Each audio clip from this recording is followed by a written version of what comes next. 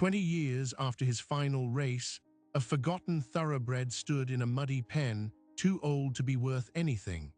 Then an 80-year-old man shuffled to the fence, the first owner who had bottle-fed him as a foal. The horse froze. His nostrils flared.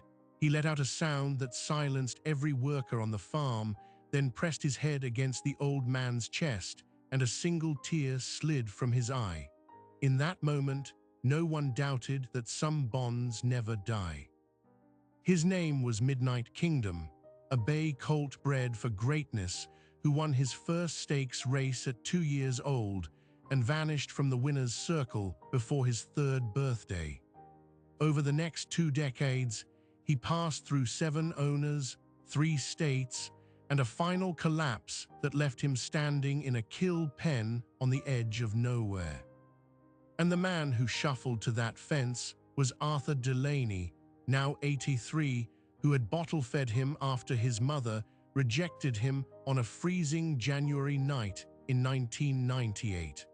The question that haunts everyone who hears this story isn't whether the horse remembered. It's how he remembered after everything he'd been through, and what that says about the souls we share this earth with. To understand what happened at that fence, you have to go back to a freezing January night in 1998, when Arthur Delaney found a newborn foal shivering in the straw of his barn, rejected by his mother, barely breathing with a weak pulse fluttering against his ribs. Arthur was 61 years old then, a retired jockey turned small-time trainer who shared a modest 20-acre farm in Ocala, Florida with his wife Elena and a handful of agging broodmares they couldn't bear to sell. The mare was Lady Midnight, a high-strung thoroughbred with a champion pedigree and a nervous disposition that had made her nearly impossible to handle during foaling. She had delivered the colt without complications, but when the wet bundle dropped into the straw, she backed into the corner of the stall, eyes wild, refusing to acknowledge the small life gasping at her feet. The farm vet said it was a lost cause. Some mares reject their foals, and without colostrum in the first hours, the colt's immune system would be compromised beyond saving. Arthur listened quietly, then walked into the stall, scooped up the foal in his arms, and carried him to the heated tack room he had already prepared for exactly this possibility. He hadn't slept in 2 days, and he wouldn't sleep for another 3, but not once did he question whether the effort was worth it. He named the colt Midnight Kingdom because he was born in the darkest hour of winter, and because Arthur believed every living thing deserved a kingdom to call its own. For the next 4 months, Arthur was more mother than man. He fed Midnight Kingdom a commercial milk replacer from a bottle every 2 hours, massaging the colt's belly to stimulate digestion, wrapping him in old horse blankets when the temperatures dropped. Elena would bring him coffee at 3 in the morning and find him sitting in the straw with the foal's head resting in his lap, singing old gospel hymns in a raspy baritone that seemed to settle the nervous little horse. The bond that formed between them was something neither Arthur nor Elena had ever witnessed in 60 years of working with horses. Midnight Kingdom would follow Arthur anywhere without a halter, pressing his soft muzzle against the back of Arthur's neck while he mucked stalls, nickering whenever the old man left his sight. Arthur's friends in the local racing community shook their heads. A bottle-fed colt would never make a racehorse, they said. He'd be too attached, too soft, too human to compete. Arthur just smiled and kept feeding his horse, but Midnight Kingdom surprised everyone. When he turned 2, Arthur began his training, and what emerged was a horse with a ferocious will to run that seemed completely disconnected from his gentle nature on the ground. In his first start at Tampa Bay Downs, he broke from the gate like he'd been shot from a cannon, taking an early lead and widening it with every stride, until he crossed the wire 8 lengths ahead of the field. Arthur stood by the rail, tears streaming into his grey beard, not because of the winner's purse, but because he had seen in that performance the fulfillment of every quiet hour he'd spent in the tack room, every prayer he'd whispered over the sleeping foal. Over the next 10 months, Midnight Kingdom won 4 of his 6 starts, including a graded stakes race at Gulfstream Park that had old-time horsemen comparing him to some of the greats. The offers started arriving within the week. Big operations from Kentucky, wealthy syndicates from New York, a sheikh's racing manager from Dubai. They all wanted a piece of the horse who had come from nothing. Arthur and Alina had been struggling for years, barely keeping the farm afloat after a series of bad investments and a lawsuit from a former client that had drained their savings. The offers for Midnight Kingdom represented more money than they had ever seen, enough to pay off the debt, fix the barn roof, and retire with dignity. But every time Arthur looked at the colt, now a powerful 3-year-old stallion with a deep chest and intelligent eyes, he saw the shivering foal who had needed him to survive. He refused the first offer and the second and the third. But then Alina got sick. Cancer, the doctors said, treatable but expensive. And suddenly the choice wasn't about sentiment anymore. It was about the woman who had brought him coffee at 3 in the morning, who had supported his dreams for 40 years. Arthur sold Midnight Kingdom to a breeding and racing operation called Stonehaven Farms for a figure he never publicly disclosed, but that local papers reported as north of $500,000. The day the trailer arrived to take the horse away, Midnight Kingdom refused to load. He planted his feet and screamed, a high piercing sound that cut through the morning air. Arthur had to lead him in himself, whispering promises he wasn't sure he could keep. The last thing he saw as the trailer pulled down the gravel drive was the colt's eye, staring back at him through the small window, confused and afraid. What happened to Midnight Kingdom after that day is a map of everything that can go wrong when a horse becomes a commodity. Stonehaven Farms raced him hard through his 4-year-old season, chasing purses rather than managing his health. A suspensory ligament injury that should have ended his career quietly became a reason to sell him cheaply to a mid-level trainer in Louisiana. That trainer patched him up and dropped him into claiming races, where he changed hands 4 more times in the next 3 years, each owner extracting whatever value remained before passing him along. By age 8, Midnight Kingdom was running in bottom-level races at bush tracks where the grandstands were empty and the veterinary oversight was non-existent. By age 12, he was no longer racing at all, sold to a riding stable that used him for trail rides and pony parties, his breeding and stakes victories long forgotten. And by age 20, arthritic and thin, with a swayed back and hollow eyes, he had become what the industry calls a throwaway horse. One autumn afternoon, a kill buyer picked him up at a low-end auction in Texas for less than the cost of a tank of gas. Arthur Delaney never forgot the horse. Even after Alina passed away 6 years after the sale, even after he sold the farm and moved into a small house near his daughter in Georgia, he kept a photograph of Midnight Kingdom on his nightstand, the colt's head resting on his shoulder, both of them young and full of hope. He had tried to track the horse over the years, making calls, writing letters, but the racing world doesn't keep careful records of horses that fall out of the winner's circle. By the time Midnight Kingdom ended up in the kill pen, Arthur had spent nearly a decade assuming the horse was long dead. Then, on a Tuesday evening, his grandson showed him a Facebook post from a horse rescue group in Louisiana. A blurry photograph of a thin bay thoroughbred standing in a muddy pen, his hip bones jutting out, a numbered tag stapled to his halter, his eyes vacant. And beneath the photograph, a lip tattoo that matched a set of papers Arthur hadn't seen in 2 decades. Arthur stared at the image for a long time, his hands trembling. Then he stood up, grabbed his keys, and told his grandson to get the truck ready. He hadn't seen Midnight Kingdom in 20 years. He wasn't sure the horse would even recognize him or survive the next 24 hours. But if that was his boy, Arthur Delaney was going to bring him home, or die trying.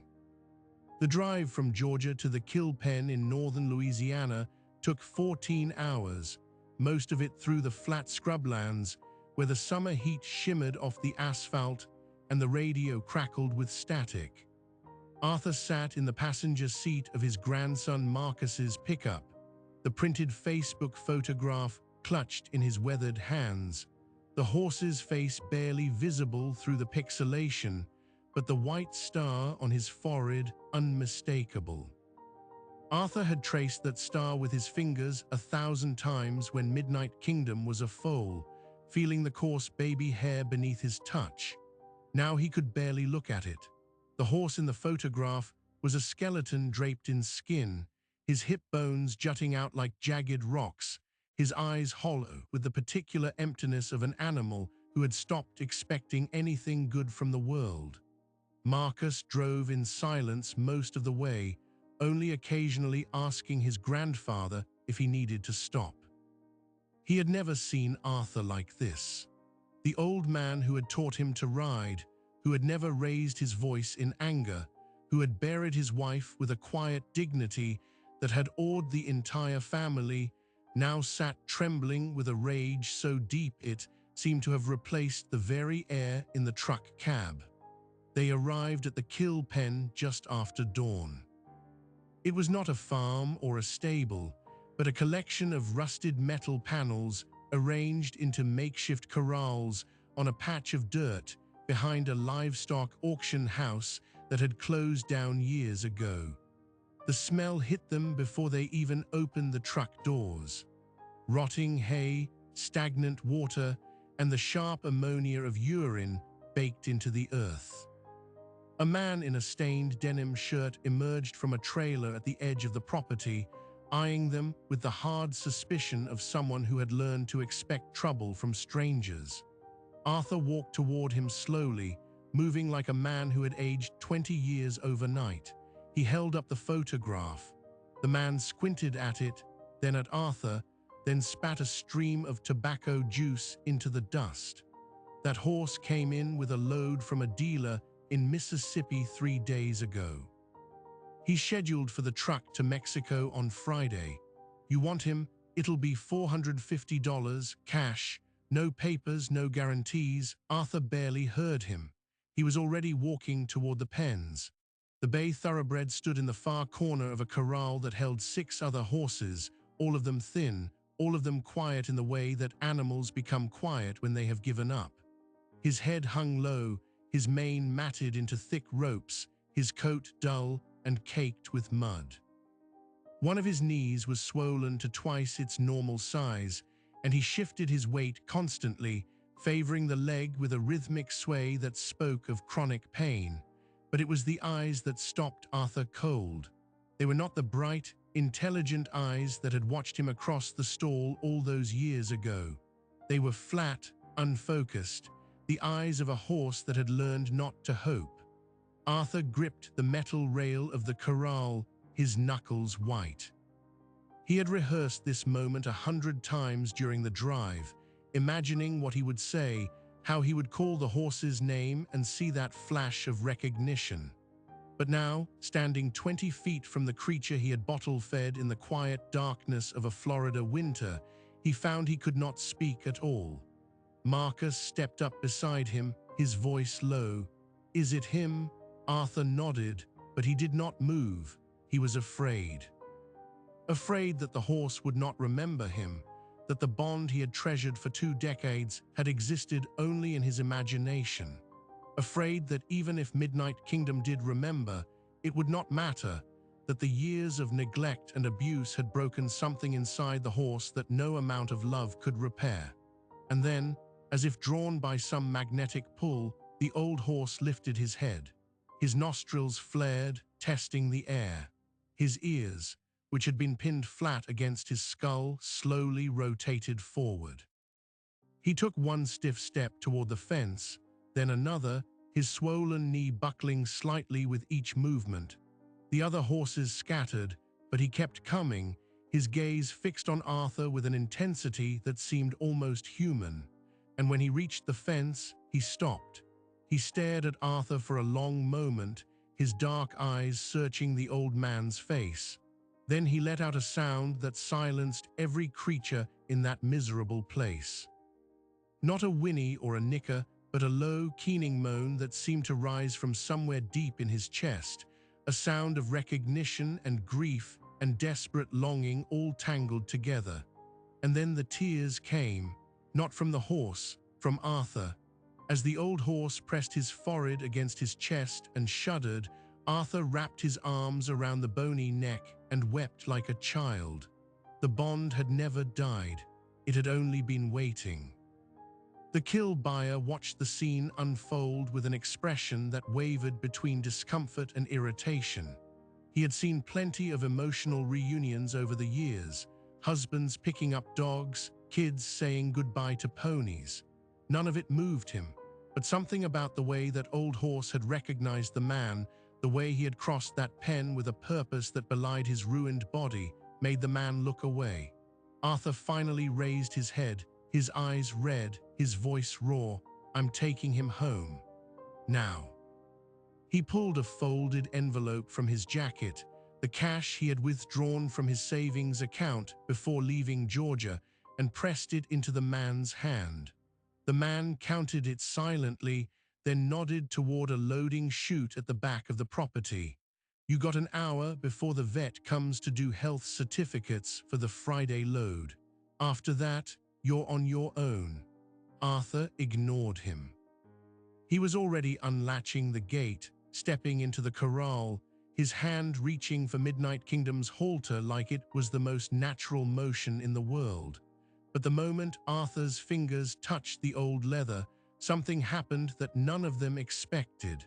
Midnight Kingdom flinched, not a subtle flinch, but a violent recoil that sent him stumbling backward, his injured knee nearly collapsing, his eyes rolling white with terror. Arthur froze. In all the years he had known this horse, through all the anxious moments of training and racing, he had never once seen Midnight Kingdom show fear of him. Trust had been the foundation of everything they had built together. Now that trust was gone, replaced by a conditioned response to human touch that spoke of beatings, rough handling, and punishment, Arthur slowly lowered his hand. He stood there in the hot Louisiana dust, the horse he had raised from a foal cowering against the far fence, and he understood with a clarity that cut like a blade that this was not going to be a simple rescue. Midnight Kingdom's body was broken, but his spirit had been broken too, and mending it would require something far harder than money. It would require time and patience and a kind of faith that Arthur wasn't sure he still possessed. The loading process took nearly 2 hours. Marcus rigged a temporary pen using panels from the truck bed, creating a funnel that gradually narrowed toward the open trailer ramp. Arthur stood patiently outside the enclosure, speaking in the low, rhythmic tones he had used with frightened horses his entire life. He didn't try to touch Midnight Kingdom again, he just talked. He talked about the old days on the farm, about the tack room where he had slept for weeks after the foal was born, about Alina and the way she had believed in this horse even when the experts said he would never race. He talked until his throat was raw, until the Louisiana sun climbed high and beat down on the back of his neck, until finally, with a hesitation that broke Arthur's heart, Midnight Kingdom took one step toward the trailer, then another, then another. And when the old horse finally climbed into that trailer and turned to face Arthur through the bars, his eyes were not quite so hollow anymore. The journey home to Georgia was slow, every bump in the road making the horse shift painfully in the trailer. Arthur rode in the back with him, sitting on a bale of hay, his hand resting on the metal divider, not quite touching, but close enough that Midnight Kingdom could feel his presence. The horse dozed fitfully, his head drooping, his breathing shallow. Arthur watched him and made a silent promise. Whatever it took, however long it required, he would not fail this horse again. The sun was setting over the Georgia pines when they pulled into Marcus's small property, where a hastily prepared stall waited, and a veterinarian was already standing in the driveway. But what Arthur didn't know, what no one could have known, was that Midnight Kingdom's physical collapse was only the beginning of the crisis. The real battle was about to start. And it would involve forces that Arthur Delaney had never imagined fighting. The veterinarian waiting in the driveway was a woman named Dr. Rebecca Hartley, a large animal specialist who had been recommended by a local rescue for her willingness to handle cases that other vets had already given up on. She was in her 40s, with steady hands and a face that had learned to deliver bad news without flinching. Arthur stood in the barn doorway as she worked, watching her gloved fingers trace the swollen knee, the protruding ribs, the deep abscess on the horse's withers that had been hidden by matted hair. Midnight Kingdom stood with his head hanging, too exhausted to resist, his breathing shallow and rapid. The examination lasted 45 minutes. When Dr. Hartley finally straightened up and peeled off her gloves, she looked at Arthur with an expression that made his stomach drop. "The physical damage is severe but survivable," she said. "The knee has chronic degenerative joint disease that will never fully heal, but with pain management, he could be comfortable. The malnutrition has compromised his liver and kidney function, though that may improve with a careful refeeding protocol. The abscess is infected and needs to be drained immediately, which we can do tonight." But Arthur heard the word she didn't say. He had spent enough years around veterinarians to know when they were holding something back. "What else is there?" he asked. Dr. Hartley hesitated, then pulled a portable ultrasound unit from her truck. She pointed the screen toward him as she passed the wand over the horse's abdomen. The image showed something dark and irregular, a mass that shouldn't have been there. "Midnight Kingdom has a tumor," she said quietly.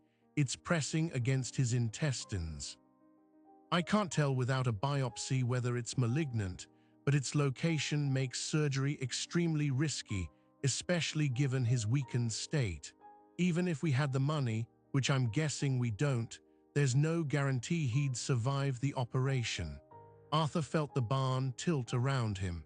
He had brought this horse home, had promised him safety, had believed that love and determination would be enough. Now the universe was telling him that it might not matter at all. He looked at Midnight Kingdom, who had closed his eyes and was leaning against the stall wall, too exhausted to care about the conversation that would decide his fate. "What are his chances without surgery?" Arthur asked. Dr. Hartley packed away her equipment with slow, deliberate movements. "Weeks, maybe months," she said. "Eventually the tumor will obstruct his digestion completely. When that happens, it will be painful. You'll know when it's time to let him go." Arthur nodded slowly, but he did not accept her words. He had heard the same doom-laden predictions once before, on a freezing night in 1998, when a different veterinarian had told him the foal in his arms would not survive the week. That foal had grown into a stakes winner. That foal had outrun every expectation anyone had set for him. Arthur looked at Dr. Hartley and said, with a calmness that surprised even himself, "I understand. I'm not letting him go without a fight, but I need to know everything we can do in the meantime, everything." The veterinarian studied him for a moment, then nodded. She wrote out a treatment plan that covered 3 pages. Antibiotics for the infection, a strict refeeding schedule designed to prevent refeeding syndrome, the metabolic shock that kills starving animals when they're fed too much too quickly, pain medication for the knee. And for the tumor, there was nothing she could prescribe except time and watchful waiting. Arthur read the list carefully, then folded it and placed it in his shirt pocket. He had a plan now, that was something. The first week was a descent into a kind of darkness that Arthur had not experienced since Elena's final days. Midnight Kingdom would not eat. The fresh hay Arthur placed in his stall remained untouched, the special grain mash congealed in the bucket. The horse would drink small amounts of water, but every time Arthur approached with a syringe to administer the antibiotics, the animal would panic, pressing himself against the back wall, his eyes rolling, his body trembling. Arthur tried every trick he had learned in 60 years of working with horses. He sat in the stall for hours, speaking softly, letting the horse approach him when he was ready. He offered treats on an open palm, apples and carrots that Midnight Kingdom had once devoured with enthusiasm. Nothing worked. The horse had been handled so roughly for so long that human touch, any human touch, had become indistinguishable from punishment. By the third day, Midnight Kingdom had lost more weight, and the infection in his withers had begun to drain a foul-smelling fluid that soaked through the bandage. Arthur changed the dressing every 4 hours, his hands gentle but his heart breaking. Marcus watched from the doorway, his face tight with worry, not just for the horse but for his grandfather, who had stopped sleeping, who had stopped eating more than a few bites at meals, who seemed to be transferring his own life force into the dying animal through sheer force of will. The real low point came on the 6th night. Arthur had dozed off in a chair he'd pulled into the stall, his head resting against the rough wooden wall. He woke to a sound he knew too well, the deep groaning of a horse in the grip of colic. Midnight Kingdom was down, thrashing weakly in the straw, his legs paddling, his eyes glazed with pain. The tumor had shifted, Dr. Hartley would later explain, causing a partial obstruction that was now spasming the gut. She arrived within 20 minutes and worked for an hour, administering painkillers and muscle relaxants, walking the horse in slow circles around the dark paddock, willing the blockage to pass. Arthur walked beside her, one hand on Midnight Kingdom's shoulder, his voice a steady murmur of prayer and encouragement. Just before dawn, the horse's gut finally relaxed, the pain receded, and he stood quietly, soaked in sweat but alive. Dr. Hartley sat down on an overturned bucket and looked at Arthur with exhausted eyes. "I have to be honest with you. We are past the point of being able to manage this with medication. If this happens again, I don't think he'll survive it." That was the moment when Arthur Delaney faced the full weight of the choice he had made. He could let the horse go, end the suffering, accept the inevitable. Or he could double down, pour everything he had left into a fight that, by every rational measure, he was going to lose. He looked at Midnight Kingdom, who was standing with his head lowered but his eyes open, watching him. And in those eyes, Arthur saw something that hadn't been there before. Not hope exactly, not yet, but awareness. The horse was present. He was fighting too. Arthur nodded slowly, more to himself than to the vet. "I'm not giving up on him," he said. "Not until he gives up on me." That was when things got even bigger, because Arthur's decision set in motion a chain of events that would pull in people and forces he had never imagined. The first call came 2 days later, from a lawyer representing a racing syndicate that had owned Midnight Kingdom briefly during his decline. The syndicate had gone bankrupt, but its creditors were liquidating assets, and someone had identified the horse's lip tattoo from a photograph Marcus had posted online. The horse, they claimed, was still technically the syndicate's property under a lease agreement that had never been formally terminated. They wanted him back, or rather, they wanted compensation for him.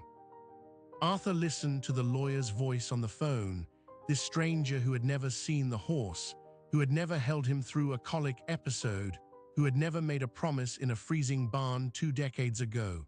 Something cold and hard settled in his chest. He hung up the phone without responding. Then he called his daughter, who called a lawyer she knew, an animal rights attorney who took the case pro bono. The legal battle had begun, but the syndicate wasn't the only party that noticed the Facebook post. A journalist for a horse racing publication picked up the story and wrote a long piece about Midnight Kingdom's fall from champion to kill pen survivor, about Arthur's desperate rescue, about the tumor and the legal threats. The article went viral. Within days, donations began pouring into a GoFundMe page that Marcus had quietly set up without telling his grandfather. Strangers sent money, but also messages. Hundreds of them. Thousands. People who had been touched by the story of an old man and his horse, who saw in Arthur's refusal to give up something they were missing in their own lives. And among those thousands of messages was one that changed everything. It was from a woman named Clara Weston, a retired equine surgeon who had spent 30 years at one of the top veterinary hospitals in the country. She had read about the tumor, about the grim prognosis, and she had a theory. She believed, based on the description of the mass and its location, that it might not be as inoperable as the local vet thought. She was willing to fly to Georgia at her own expense, bring an ultrasound unit and a surgical kit, and try to remove the tumor in a field surgery right there in the barn. The risks were enormous. The horse's weakened condition meant that even anesthesia could kill him, but without surgery, he would die. With surgery, he might have a chance. Arthur read the email 3 times, his hands shaking. He looked across the barn at Midnight Kingdom, who had finally started eating small amounts of soaked hay, who let Arthur touch him without flinching for the first time in days.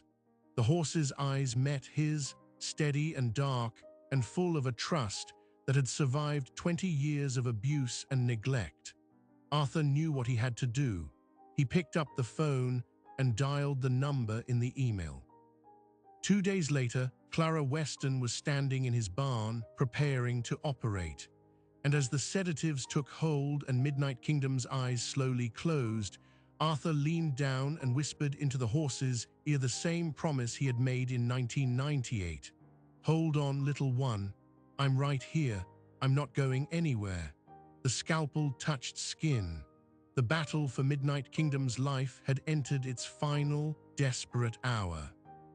The surgery took place on a makeshift table of hay bales covered with sterile drapes, the barn's fluorescent lights buzzing overhead, while a portable anesthesia machine beeped out the fragile rhythm of Midnight Kingdom's heart. Clara Weston worked with a calm precision that seemed almost supernatural given the conditions, her scalpel tracing a line along the horse's flank as Marcus held a flashlight steady and Arthur stood at the head of the table, his hand resting on the animal's neck, feeling the shallow rise and fall of each breath. The tumor was larger than the ultrasound had suggested, a dark mass that had wrapped itself around a section of the small intestine like a fist. Clara's voice was steady as she called for clamps and sutures, but Arthur could see the sweat beading on her forehead, the way her eyes narrowed when she encountered unexpected bleeding. 1 hour passed, then 2. The anesthesia monitor dipped twice, sending Clara into a flurry of activity to stabilize the horse's blood pressure. Arthur never moved. He stood there whispering the same words over and over, the gospel hymns that had soothed this horse as a foal, the promises he had made in the darkness of a Florida winter. And then Clara straightened up. She held something in her gloved hand, a glistening mass of tissue that she dropped into a metal basin with a heavy thud. "It's out," she said, her voice hoarse with exhaustion. "We got all of it. The margins look clean. Now we just have to hope he wakes up." The reversal agent went into the IV line, and for a long, terrible moment, nothing happened. The horse lay still, his breathing too shallow, his gums pale. Then his eyelids fluttered, his legs twitched, and with a groan that seemed to come from the very center of the earth, Midnight Kingdom lifted his head and looked at Arthur. The old man fell to his knees in the straw, sobbing with a relief that was too vast for words. The horse had made it through the surgery. The battle wasn't over, but the war had just turned. The recovery took weeks longer than anyone expected. Midnight Kingdom's body had been so depleted that even the smallest healing required enormous reserves of energy. Dr. Hartley visited every other day, monitoring the incision, adjusting the pain medication, marveling at the horse's stubborn refusal to give up. Arthur barely left the barn. He slept on a cot in the aisle, woke every 3 hours to check on the horse, and slowly, patiently rebuilt the trust that had been shattered by years of neglect. He started by simply sitting in the stall, reading aloud from old racing magazines, letting his voice become a constant reassuring presence. Then he began offering food by hand again, not making eye contact, letting the horse come to him. And one morning, nearly 3 weeks after the surgery, Arthur felt a soft muzzle press against the back of his neck while he was mucking out the stall. He turned slowly, and Midnight Kingdom was standing there, his eyes bright, his ears forward, his expression one of quiet affection. Arthur reached up and stroked the white star on his forehead. The horse closed his eyes and leaned into the touch. The bond had not just survived. It had been forged anew, stronger than before. The legal battle that had threatened to destroy everything resolved itself in a way that surprised even the lawyers. The syndicate that claimed ownership had gone bankrupt years earlier, and its records were a mess of incomplete paperwork and expired lease agreements. But the real discovery came when a young paralegal, digging through old files on a hunch, found the original bill of sale from 1998. It contained a clause that no one had noticed at the time because no one had imagined it would ever matter. The clause stated that if the horse ever fell into a kill pen or faced euthanasia for non-medical reasons, the original owner retained the right of first refusal to reclaim him at the purchase price, $4,500. Arthur's lawyer read the clause aloud in a conference call, and when she finished, there was a silence on the line that seemed to stretch into eternity. The syndicate's claim was dead. Midnight Kingdom belonged to Arthur Delaney, legally and irrevocably, and always had. Word of the legal victory spread through the same networks that had followed the rescue from the beginning. The GoFundMe, which had already raised enough to cover the surgery and months of aftercare, swelled with a new wave of donations from people who had been moved by the image of an old man fighting for his horse. Marcus used the surplus to pay off the last of his grandfather's debts and to establish a small fund for other horses in need of rescue. And then something remarkable happened. A letter arrived at the farm, handwritten on expensive stationery, from one of the biggest breeding operations in Kentucky. They had been following the story, and they were interested in the genetic potential of a horse who had not only been a stakes winner, but had demonstrated an almost unprecedented will to survive. They wanted to pay Arthur for breeding rights to Midnight Kingdom, not to take the horse, but simply to collect and use his genetic material. Arthur read the offer, looked at the old horse dozing peacefully in his clean stall, and laughed until tears ran down his cheeks.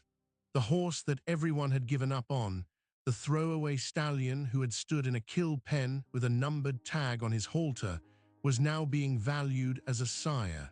Some poetry was too perfect to ignore. But the most surprising detail of all came from Clara Weston, who had stayed in touch with Arthur long after the surgery. She had sent the tumor tissue to a veterinary pathology lab for analysis, mostly out of professional curiosity.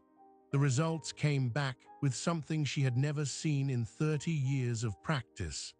The tumor was a rare type that should have metastasized and killed the horse within months of its formation, but it hadn't. Instead, the horse's immune system had somehow walled it off, preventing it from spreading, buying him months of time that he should not have had. Clara told Arthur that, in her medical opinion, Midnight Kingdom had been waiting. His body had held back the inevitable just long enough for Arthur to find him. And when she said this, over the phone on a quiet spring evening, Arthur remembered the moment at the kill pen, the way the horse had stopped and stared at him, the sound he had made, that low, keening moan of recognition. He had not just remembered Arthur, he had been waiting for him. Summer came to Georgia in a blaze of green and gold, and with it the final transformation of Midnight Kingdom. His coat grew sleek and dark, his ribs disappeared beneath a healthy layer of muscle, his eyes regained the bright intelligence that Arthur remembered from decades ago. The swollen knee remained, a permanent reminder of the years of neglect, but he moved without pain, grazing peacefully in the pasture that Marcus had fenced specifically for him. The other horses on the property, a motley collection of rescues that had joined the farm one by one, treated him with a deference that suggested they understood he was something special. And the people kept coming. Not just donors and journalists, but strangers who had read the story and wanted to see the horse for themselves, who stood at the fence with tears in their eyes as Midnight Kingdom ambled over to greet them, as if he knew, on some deep level, that his survival meant something beyond himself. Arthur Delaney turned 84 that year. He still woke before dawn, still walked out to the barn in the quiet hours of the morning, still spent long afternoons sitting in the pasture with his horse. He had buried his wife, lost his farm, endured years of loneliness that had nearly broken him. But here, in the final chapter of his life, he had found something he thought was gone forever: purpose, connection, the unshakable knowledge that the love he had poured into a shivering foal on a freezing night had not been wasted, had not been forgotten, had not been erased by time or distance or cruelty. One evening, as the sun sank low over the Georgia pines and the sky turned the color of a bruised peach, Arthur stood at the fence and watched Midnight Kingdom, now approaching 22 years old, break into a slow, rolling canter across the pasture, his mane streaming behind him, his head high. The horse reached the far end of the field and turned, and for a moment, framed against the sunset, he looked exactly like the 2-year-old who had broken his maiden at Tampa Bay Downs all those years ago. And Arthur understood something he had never quite believed before. Some things really do last forever. Scientists will tell you that horses have remarkable long-term memory, that they can recognize human faces and voices after decades of separation, that the bond between a horse and a trusted handler is rooted in neurochemistry and survival instincts that predate recorded history. But none of that data can fully explain what happened in that kill pen in Louisiana, or on a freezing night in 1998, or in a dusty barn where an old man held a dying foal and made a promise he would spend the rest of his life keeping. The researchers call it recognition. Arthur Delaney calls it something else. He calls it love. And after everything he has witnessed, he no longer cares whether that word sounds unscientific. Science, he says, can measure the heartbeat, but not the heart. It can document the memory, but not the meaning. Midnight Kingdom is still alive today, still grazing in his pasture, still pressing his forehead against Arthur's chest in the quiet moments when no one else is watching. The white star on his forehead has faded with age, and the surgical scar on his flank is a permanent ridge beneath his coat. But his eyes are clear, and when Arthur walks into the barn each morning, the old horse lifts his head and nickers, the same sound he made as a foal, the same sound he has made for 22 years. Some stories are too improbable to be believed until you see them with your own eyes, and then they become the kind of stories you carry with you forever. If this story moved you, share it with someone who needs to be reminded that second chances are real. Subscribe to the channel so you never miss a story that proves the world is still full of miracles. Like this video to support more documentaries like this one. And comment below with where you're watching from. We read every single one. Because this story started with one man and one horse, but it now belongs to everyone who believes that some bonds never, ever fade.